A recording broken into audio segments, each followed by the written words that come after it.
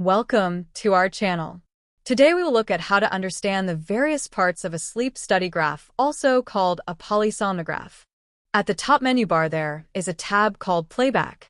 This tab allows you to view the whole of the graph for the whole sleep study. All sleep studies are divided into multiple 30-second segments, each called an epoch for easy interpretation. In this study, the fourth epoch is shown. This represents the fourth 30 seconds after the study was started. The table below the menu represents a summary of the various stages of sleep.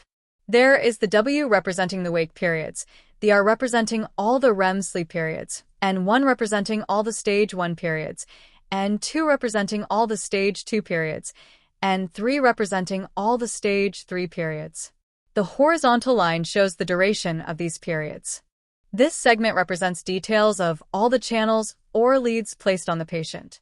Moving this blue cursor left or right allows you to move directly to a particular time of the study to look for details. The letter here shows you what sleep stage is in this particular epoch. This button moves us to the next epoch. Click this button to see only the breathing channels. Click here to see the EEG channels. Using the blue cursor, you can move right or left looking for sleep events like sleep apnea as shown.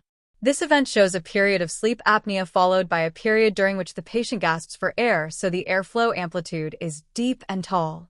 As indicated, this occurred at a time when the patient was in stage N2 of sleep, and it occurred in epoch 3:22.